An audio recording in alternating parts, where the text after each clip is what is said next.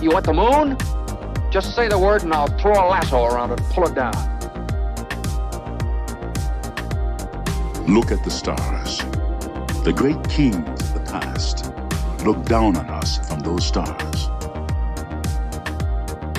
So whenever you feel alone, just remember that those kings will always be there to guide you. I don't think it is very useful to speculate on what God might or might not be able to do. Rather, we should examine what he actually does with the universe we live in. We are all explorers, driven to know what's over the horizon. The most profound discoveries are not necessarily beyond that next star.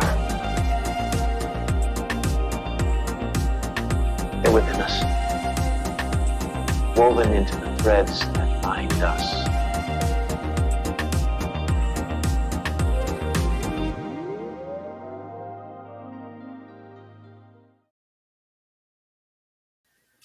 Hello, beautiful people. Happy Tuesday, happy Mars Day, and happy birthday to some famous Cancers, including some of these names you might not actually recognize, but Shohei Ohtani, he is a famous baseball player. Let's see, DJ Pauly D might be the most popular person who has a birthday today. Scratch that. Megan Rapinoe is probably the most famous person who has a birthday today. Edie Falco celebrates her solar return. Tess Holiday as well. Not any major heavy hitters, but we celebrate all of the Cancers this Cancer season. Let us know if you have a birthday coming up, if someone you love has a birthday coming up, so we can give them a shout out too. Hello, Diane. Hope you all had a great weekend as well. Many people heading back to work today, heading back to the regular swing of things. So let's talk about the energy heading our way that we're navigating on this first day back to the real world for many of us. The sun, of course, is still in Cancer. We spend the first part of the day with the moon in Virgo making its final connections. Then the moon moves into Libra this afternoon. So the Virgo moon has kept our expectations high. We've been very aware of the details, maybe even a little bit more critical. The moon in Libra should balance things out a little bit. And as we get started here, I'm really curious how everybody is feeling today. Hi, Rachel. We talked a lot yesterday about both Mars and Mercury spending the day at the anaretic degree. Mars and Mercury both moved into new signs right before midnight Pacific time. So people who don't live on the West Coast are waking up under new energy today, most likely. Now, we talked about Mercury a lot being at the anaretic degree yesterday because I am very sensitive to Mercury's energy and my brain was all over the place yesterday. It felt a little scrambled with Mercury at 29 degrees. We didn't talk a lot about Mars at the anaretic degree. And, now Mars is at 0 degrees in Taurus, but there was a lot of aggression yesterday. I mean, just if you looked at what was going on in the news, there was a lot of violence, unfortunately. And I heard that feedback from other people as well, just a lot of anger. Even my partner was listening to another live stream this morning about NFTs and cryptocurrency, and apparently people were being really feisty on Twitter yesterday. So if you notice that too, that anaretic degree can get us good. Diane says, after last week's show, I did some research on Eris. Yes, Mars is still conjunct Eris, by the way, and found my placement Aries in my 11th house. Okay, so Eris is having like a return for you. Still pretty new to the aspects. Looks like Eris was trine Saturn, opposing the sun. Interesting. So there's part of you that's probably looking for like a community to kind of cause a ruckus with, like where are my people to rise up with? Let's see. My natal sun is at 25 degrees Libra. Have to book a reading, need to get a better understanding. That's a great place to start, booking a reading. And you can also, if you're someone who likes to learn on your own, on my website, thespiritualjournalist.com, if you go to, thespiritualjournalist.com/birth chart or create your birth chart, There's an option to buy a report that breaks down all of your placements for you. It's not quite the same as someone looking at your chart and like kind of intuitively reading it and seeing what aspects are playing out. But if you're someone who just likes to do a deep dive or have like a paper copy of your chart to really dig into, that's a great option as well. Rachel says, I'm feeling okay coming off the 12th house moon transit. Girl, the moon just crossed over my ascendant, like in the past couple hours. The 12th house moon transit is something else. And it's so funny because like a month ago, I was posting like when the moon is in your first house, and I like was feeling myself, and I'm like, whoa, that 12th house transit, feeling drained. Did notice a bit of chaos yesterday. Yeah. Basically describing my day, my experience perfectly. But luckily, the moon's moving into our first house soon, bringing this new moon, this renewed energy for those of us who have Virgo risings or Libra risings as well. So let's talk about what's going on today. Again, the moon spends the morning in Virgo. So let's pull up the chart and see what's going on with La Luna. The moon is currently at 26 degrees right now. So the first connection the moon made this morning was in opposition to Neptune. This happened at 6 a.m. Still kind of feeling this. So if you woke up a little bit of a fog or feeling like, okay, where did my dream end and reality begin? That's that opposition to Neptune. Now, an opposition is a make or break energy. So there's a really positive potential where Neptune kind of fills in the gaps under the practical Virgo moon, allowing us to lean into our imagination, to be a little bit more compassionate and empathetic this morning. The Virgo moon, as we talked about, we like things to be particular. We like things to be our way. So Neptune can soften that influence, especially with this opposing energy here. And that vivid imagination can be really helpful in, creating this morning. Creativity is a great way to channel this energy. Now with Neptune retrograde and the moon in Virgo, it's like we want the facts. We're getting down to the facts with the moon in Virgo. We want things to be clear cut. Neptune is anything but clear cut. It's very blurry. But with Neptune retrograde, it's like we're seeing ways that maybe we have been buying into illusions or that we've been deceived before. And the Virgo moon is kind of that analytical energy of like, oh, wait, where was I being deceived or where was I confused before? So there could be some clarity involved in this opposition in a weird way because Neptune is retrograde. But in general, this will probably play out as like confusion or analysis or just being a little bit skeptical in general. And instead of trying to figure it all out this morning, let's be honest, we can't figure it all out right now. Instead of trying to figure it out, just channel your energy into creativity under this opposition between the moon and Neptune. It can really help us.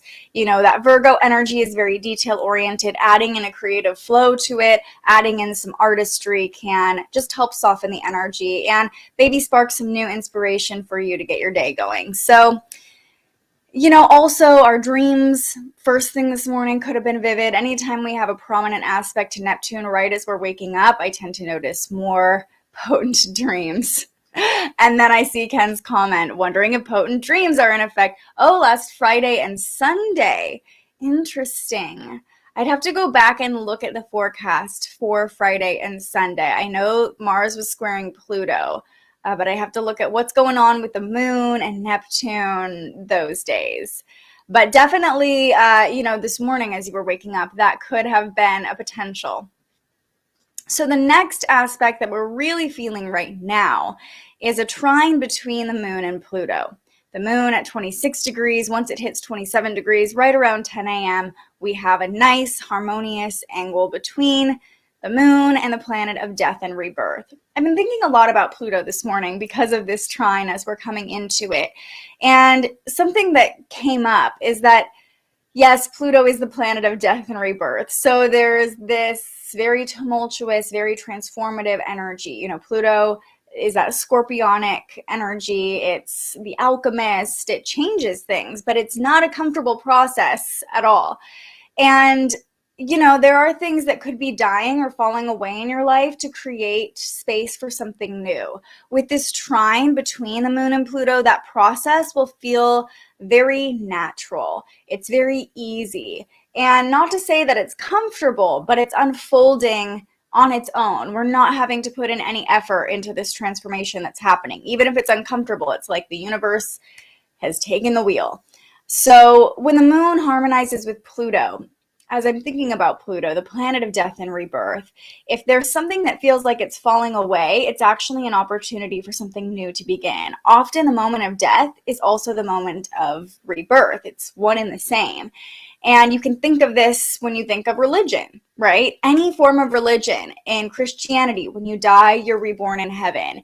And I think Buddhism, when you die, you are reincarnated and you are reborn as something else. So yes, there's almost this element of grief or letting go under the moon harmonizing with Pluto, and it'll feel a little bit easier to just let go and trust in things unfolding. It might, trust is kind of a difficult word. However, I will say the moon opposing Neptune does give us the ability to trust a little bit more easily. Yes, there is this what are we trusting? Are we too trusting? But there's an element of compassion and empathy for ourselves, for other people. However, it's just like this final connection with the Virgo moon connecting to Pluto, harmonizing with Pluto in this trine, just feels very like, okay, we're ready for the next phase. We're ready to be reborn. Anything that needs to fall away now is falling away. And emotionally, we're just kind of allowing it to happen, letting it happen under this trine. Lots of people having vivid dreams. Diane says she had vivid dreams all weekend. Kayla says very weird and vivid dreams. Very vivid, realistic, somewhat violent. Oof, that's rough. I'm sorry. The best thing I can say about that is just to really dig into what your subconscious is trying to tell you. Speaking of Pluto and Neptune, as we're talking about both of these energies, I love that dreams are coming up because both Pluto and Neptune are associated with the subconscious. And Neptune is more like the ethereal subconscious, whereas Pluto is like the underworld subconscious, if that makes sense. So, I will say also with the moon harmonizing with Neptune right now, deep feelings can surface very easily. There's a lot that we've been working through over the past couple of days that is coming up now in order to be released, in order to be let go, in order to be transformed into something else. So whatever you're working through, just allow it to unfold, allow it to happen naturally, and don't try to force, control, manipulate it. It's all playing out as it should. And trust is really the name of the game under this trine between the moon and Pluto. Let's see, really feeling this, a lot of change happening right now, trying not to let fear take over. I'm so glad you said that, Rachel. I'm so glad we do these things live because it's those comments that just ping something else. Yeah, Pluto is very much associated with fear too. So those deep feelings that are surfacing could be feelings of fear, could be limiting beliefs. Oh my gosh, I don't have enough time. Oh my gosh, I'm not worthy enough. I am not capable enough. All the things, right? Let them be released and create space for new belief to come in, new confidence to come in. And when we start talking about the Libra moon over the next couple days, it'll kind of balance out a lot of the really intense energy I think that we've been feeling. Last night I had a bad gut feeling, found out there was a shooting scare in downtown Orlando and my niece was there with her dad. Oh my goodness. I'm so glad they're okay. Yeah, yesterday was, speaking of Mars at the anaretic degree, yesterday was a kind of a violent day. People were feeling really aggressive and restless, clearly. Creative inspiration last night to today. Thank you, Neptune. Yes, there is definitely a reason you're feeling what you're feeling. The transformation is, and I think it's also a collective transformation we're undergoing, and we're all sensitive to the collective energy as well. So that's something to keep in mind. If you're like, I don't know why I'm feeling uncomfortable. I don't know why these fears are coming up or these intense emotions are coming up. Even if you can't pinpoint exactly what's happening in your life, we're all feeling a really tumultuous energy over the past couple weeks. Yesterday there were protests all around the country, people standing up for bodily autonomy, for reproductive rights.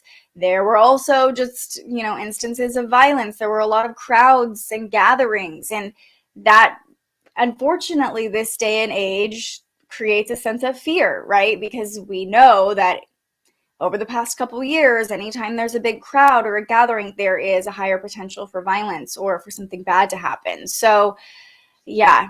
Oh, Rachel, I'm so glad people are safe. But yeah, this is a really pivotal time in U.S. history. And I don't say that just based on the news. I mean, we talked about USA's Pluto return yesterday. We are in the second hit of the Pluto return. It's exact on July 11th. So, at the beginning of next week, I believe. And so we're really feeling that, like, what structures are breaking down. And as the moon is harmonizing with Pluto today, we're very much aware of collectively what's transforming. But when there's a collective transformation, there's a mirrored internal transformation, right? We're all part of the same whole. So when things as a society are transforming, we begin to start to adapt and change in our beliefs. And, we're starting to reflect on all these things. So we're all aware of the transformation. Again, I'm just going to say it one more time, let it unfold naturally. Trust that everything that's breaking down, that's falling away, is falling away for a reason. Any intensity that's happening is here to teach us something, show us something, create space for something better, something new. That goes with the USA's Pluto return. That goes with the energy of this morning. Now, after the moon connects with Pluto at around 10 a.m. Pacific time, it goes void until it moves into Libra at about 3 o'clock this afternoon. So I know many of us are getting back to work, starting to you might have even started your day planning that to-do list, tackling that to-do list under the Virgo moon, feeling really productive. When the moon goes void all afternoon, essentially, it's a time to finish that to-do list, but maybe not add anything new to it or start anything new. I would wait to start any new projects or embark on any new endeavors until the moon moves into Libra. That's just the go-to advice during a void moon, is not to start anything that you want to have a significant outcome. Now, if it's a matter of, Mars at the anaretic degree, getting you a little feisty yesterday, maybe you caused your own chaos or the people around you caused some chaos, creating some tense relational dynamics, been there. The void moon is a great chance to say you're sorry, to clear things up, to kind of broach that subject again, because under a void moon, it's not likely that things will blow back up, if that makes sense. It's a great time to just, anything difficult you have to do, anything you're worried about amounting to something big, a void moon's a great time to do it. It's just a diffusing energy. The moon's not making any more connections. It's just kind of floating. I mean, it's moving, but it's waiting to go into the next sign. So there's this kind of diffusing energy, dampening energy that can be kind of nice when we need it, right? Then the moon moves into Libra. I'm going to jump ahead a few hours so we can actually see that little moon in Libra at about 3 p.m. And, I moved too far. Okay. So here's the Libra moon. The exact time she moves into Libra is 3:25 p.m. Pacific time. Of course, Libra energy is all about peace, harmony, balance, relationships, mirroring energies. So we're nurtured by our closest relationships over the next couple days with the moon in Libra. And as the moon comes into its first quarter phase, that will be tomorrow, we're starting to plan. The Virgo moon has really helped us plan, prepare, get things ready to take action. The moon in Libra will be that action phase. And the nice thing about a first quarter moon in Libra is that we're taking action from a more balanced place. We can easily see both sides under the Libra moon. We can see where we've been overextending ourselves emotionally, energetically, as well as maybe where we haven't been giving enough effort emotionally and energetically. So we're kind of observing our own scale. Which way are we tipping more, and where can we add a little bit more weight, remove a little bit of weight so we can find more balance, more harmony? And relationships are a great way to assess this, right? Like, how much have we been giving to our relationships? How much have we been taking from our relationships? What's the status of our relationships? Finding more peace and harmony in those one-on-one partnerships. And again, these aren't always romantic relationships. It could be friendships. It could be business partnerships. Any sort of one-on-one dynamic is what we're focusing on under the Libra moon. I will say, though, it's nice that the moon's moving into Libra after everything that went on. It's just kind of a nice, like, okay, let's find some balance, people. Let's, like, calm down just a little bit. Later in the week, we'll talk about the Scorpio moon, and that's a whole different story. But this just feels like a nice, like, okay, let's just get our bearings again. I will say, right when the moon moves into Libra, it makes an intense connection. When I'm talking about balance and harmony, that's over the next couple of days. Immediately when the moon moves into Libra, balance and harmony probably not going to be the case because the moon squares off to Mercury. This is about 4 p.m. So when the moon hits 1 degree, it forms a square to Mercury in Cancer. Remember, Mercury just moved into Cancer yesterday. Our communication is much more emotionally charged. We are more nurturing and, I would say, affectionate in our communication and our thoughts and our words, but we're also more emotionally sensitive.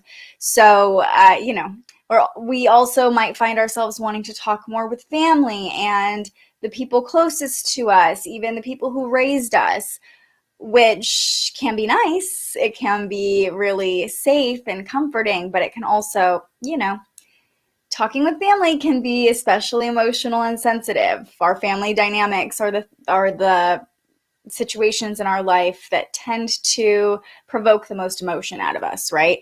So when the moon squares off to Mercury, the moon in Libra, really wanting justice, fairness, balance, squaring off to Mercury in Cancer. It's like this to me is making us quick to speak, right? Anytime there's a square, there's almost this impulsive energy, this urge, this reactivity. We really want to speak our mind, but it's also like we're prone to playing devil's advocate right when the moon moves into Libra.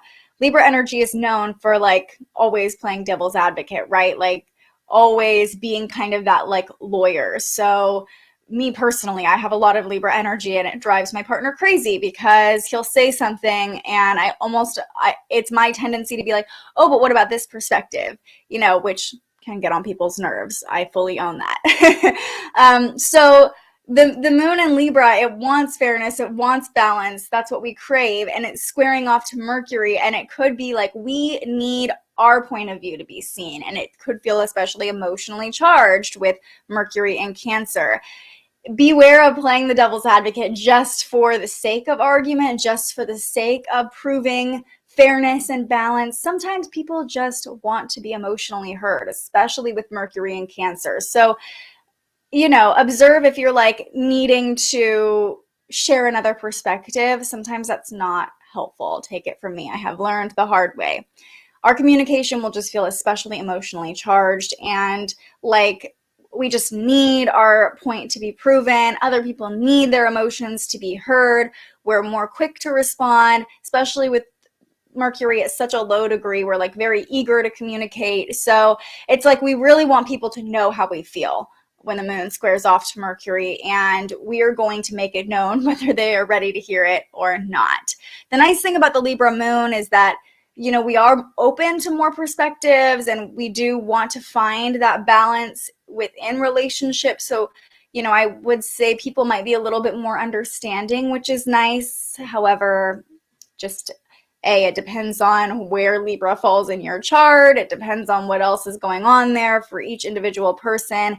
Just don't be too quick to react or jump in or to speak when the moon squares off to Mercury. Being so quick to speak is what can kind of cause some tension. And tension is definitely par for the course when there's a square between the moon and any planet, but especially the moon and Mercury. It's like tension between our emotions and our thoughts and words. Our emotions want fairness and balance. Our thoughts and words want to be heard and want to have our emotions acknowledged. I don't have to keep going on about how that can create tension. You guys all are very much aware of the dynamic that can create.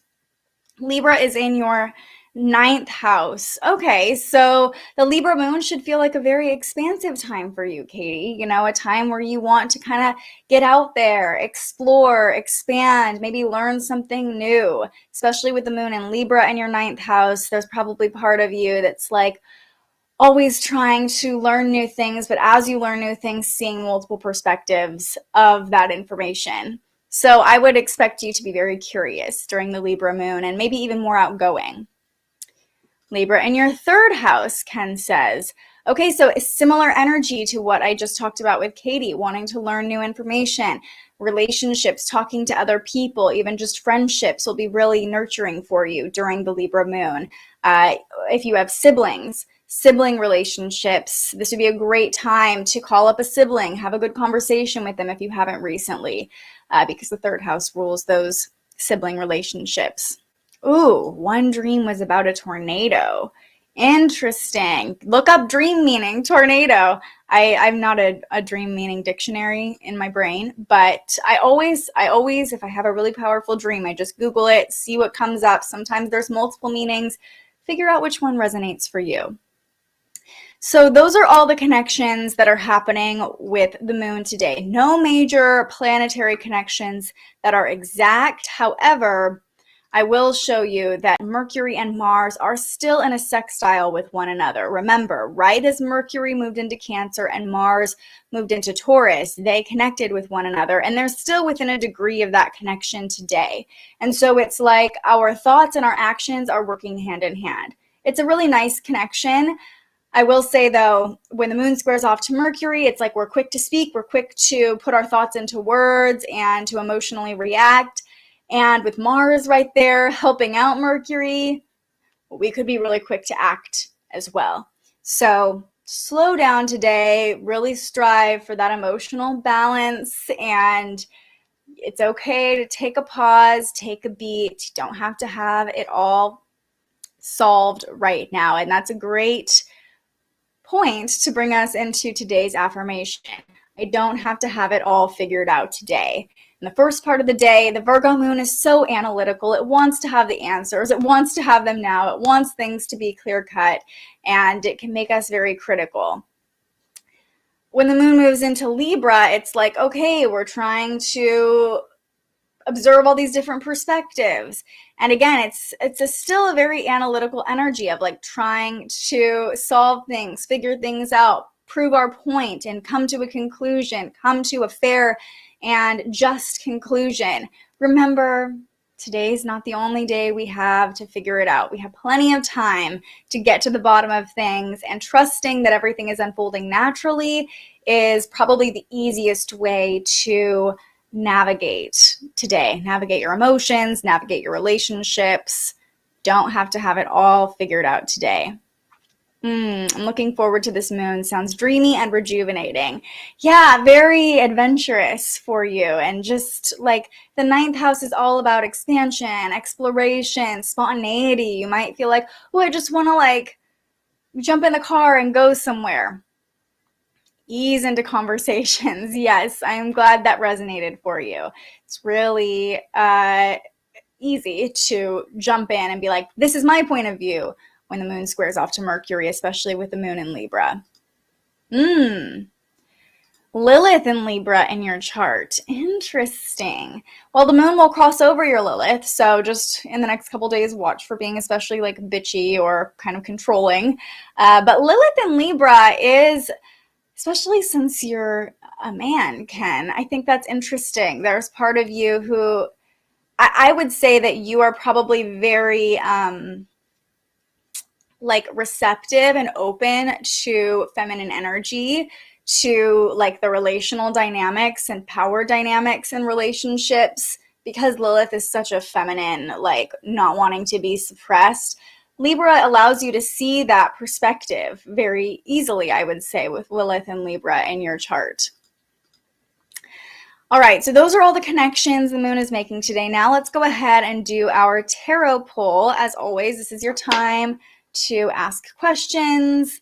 Let me know. Lifestyle Vegan says Libra in my 10th house. So the Libra moon is great for your career and long-term goals, especially because this will be a first quarter moon.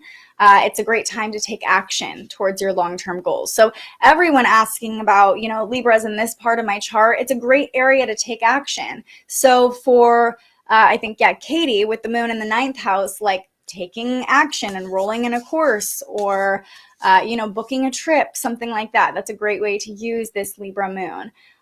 For Ken in the 3rd house, learning something new, calling up a sibling, like that's the action you can take tomorrow under the 1st quarter moon in Libra. And of course, we'll talk about this a little bit more tomorrow as well, but just keep in mind, tomorrow is like when we're really in the action phase of the moon cycle, coming off of last week's new moon. And we've been planning, preparing, gathering data, like really just being in the energy of introspection. Once the moon hits that 1st quarter phase, we're more inclined to, work with the intentions we set and start taking action towards them. 1st house, what is the action? Great question. So I would, especially for you, Rachel, and for me as well, think back to what intentions you set in the new moon, because the 1st house is all about self, purpose, identity. So whatever actions you're taking with the moon in the 1st house, with the 1st quarter moon in the 1st house, are really going to reflect who you are and your purpose, your identity. And so I think it's helpful to like really look back on the new moon. Where was that in your chart? What intentions did you set? How can you, as a human, as a person, be more aligned with what you're calling in? What adjustments can you make to yourself? What actions can you take that support your sense of self to help you get closer to whatever intentions you set?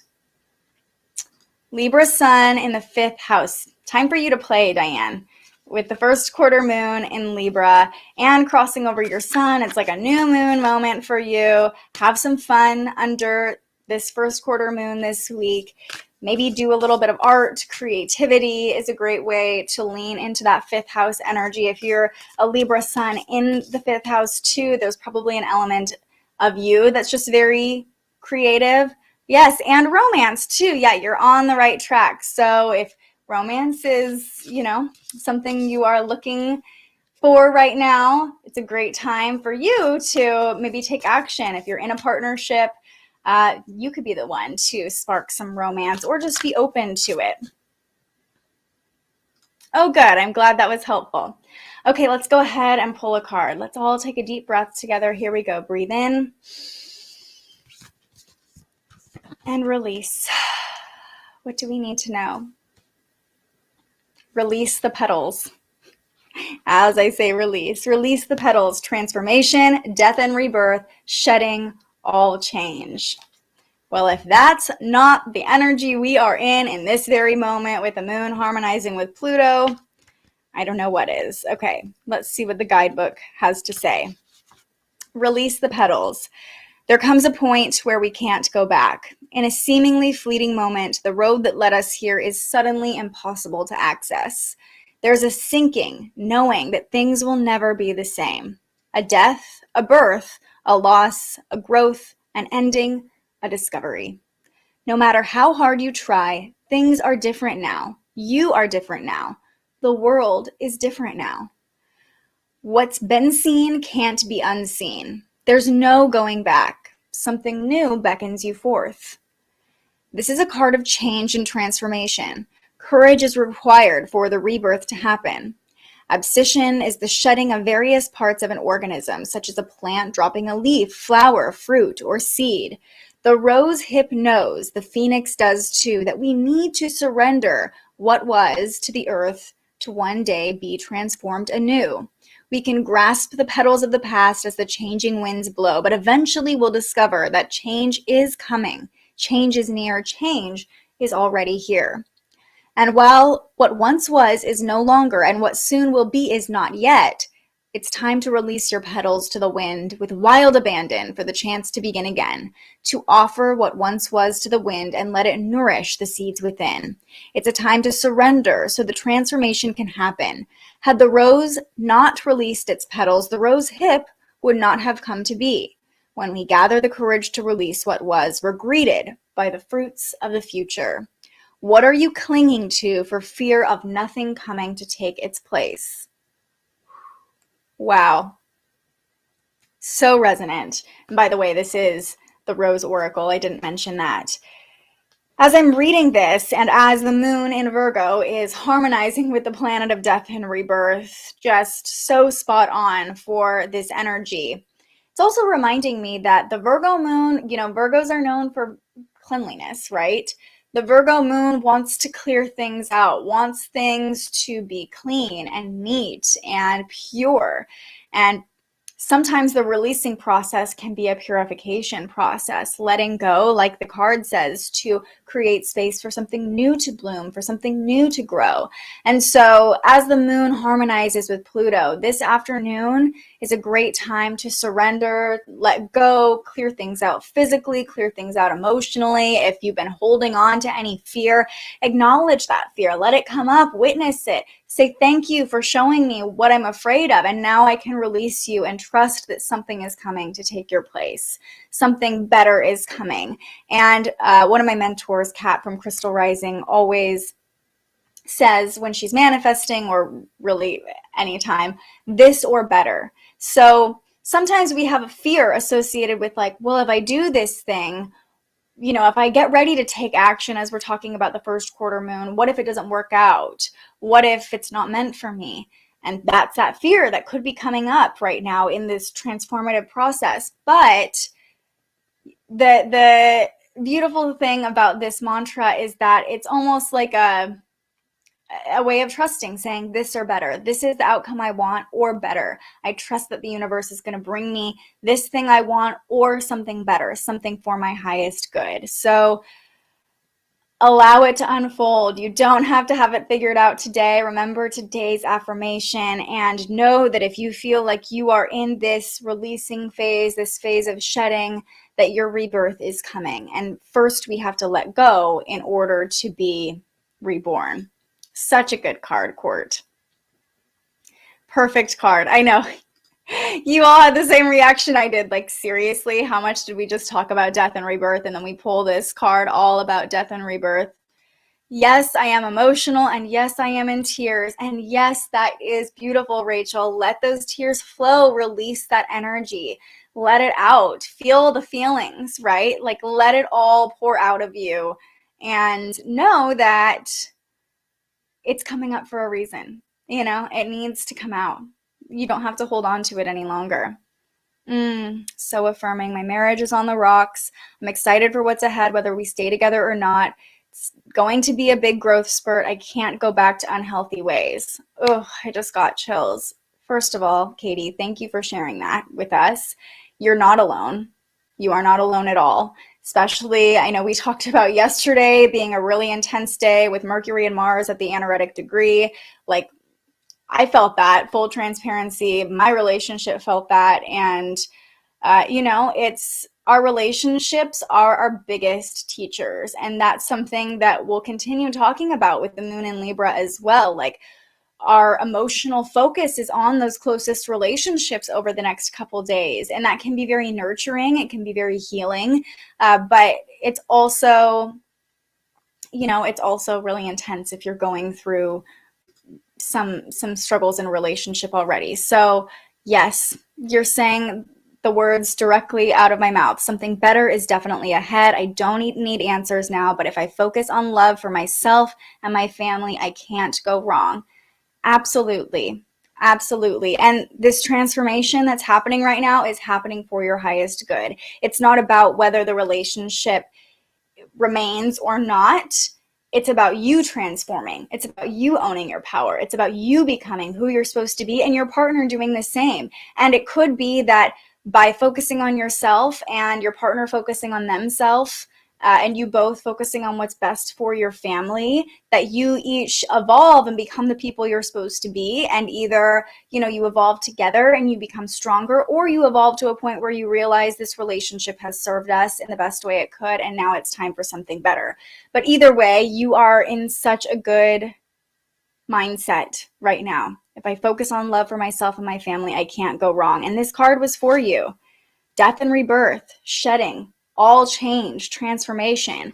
Transformation is uncomfortable, but it's necessary for us to evolve and to grow.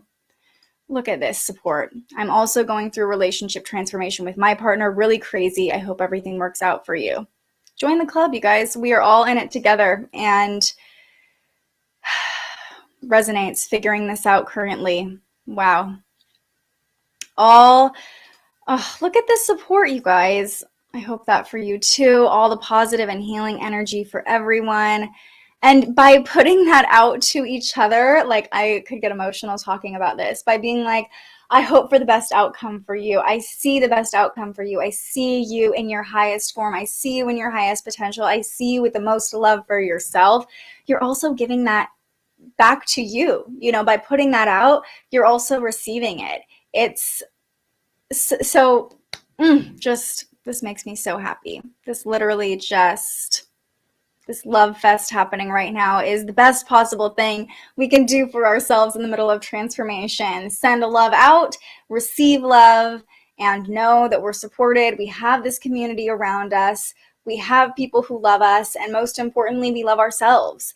And through transformation, which can bring up our own shadows, right? It can bring up a lot of tough things that we have to face. If we can stay in a place of loving ourselves through the most difficult moments, we can more easily love other people. We can more easily accept other people and their flaws, which is, you know, huge when we're going through relationship issues. So remember, the compassion, you can only have as much compassion for other people as you have for yourself. Love yourself first, and it becomes easier to love other people as well. Thank you, Diane. Thank you. Hoping for the best possible outcome, and knowing that we're guided and that we're being led towards the best possible outcome, that this transformation is unfolding for us in divine timing, that we're always supported, and that everything is happening for a higher purpose, even if we can't see that in the moment, even if we're on the bathroom floor crying, or whatever that looks like in the midst of that death and rebirth process. It's all happening for a reason. And when we look back in 6 months, hindsight is always 2020, we'll be like, oh, I get it. You know, that's why I had to go through that difficulty. But being in it is not the most fun. So I'm sending you all love. And I hope you know that you're supported, and that, yes, you can always come and share in the comments here. You can always find me on DMs on Instagram if you just need someone to confide in. There is never judgment here, because I've told you guys, I am on a twin flame journey. And that is really intense. So another conversation for another day. But speaking of conversations, as we wrap things up today, I'll be back this afternoon at 1:11 p.m. talking with Veronica Lee all about the Akashic Records. The spiritual journalist is officially back. Took a little bit of a hiatus to nurture myself, get in a good mindset, not overextend myself. Finally feeling ready to come back and have these weekly conversations again. And when I met Veronica a couple months ago, I just knew she has so much wisdom to share. She was born into a metaphysical upbringing. She's been studying spirituality and involved in spirituality like literally her entire life. And now she is a woman, a mother to 4 adults, I believe now, and has gone through a lot of transformation in her own life. So she's going to share with us how she taps into the Akashic Records. What are the Akashic Records even? Because, you know, a lot of times when you start following a spiritual path, you hear about the Akashic Records, or maybe you see a healer or a psychic and they're like, yes, I'm tapping into the Akashic Records. But like, what does that mean? So that's what we're going to talk about today, and the ability to access them on your own, what wisdom they carry. And she'll also share her own spiritual journey. And, you know, that's my favorite thing about these conversations, is just getting to know people and understand how they became who they became, and how they gained the spiritual knowledge and wisdom they now have. So that'll be at 1:11 this afternoon, YouTube, Facebook, and Twitter, wherever you're watching right now. And if you can't make it live, you can always find that conversation on thespiritualjournalist.com or on my YouTube page or wherever you listen to podcasts. So I hope to see you there. I'm sending you all so much love and so much grace for yourself and for other people. The Libra Moon should help us balance out a little bit. Yesterday was a little rough for a lot of us, but it's a new day. We are in the moment of rebirth now. Whatever is shedding is being shed for a reason, in order for us to be reborn.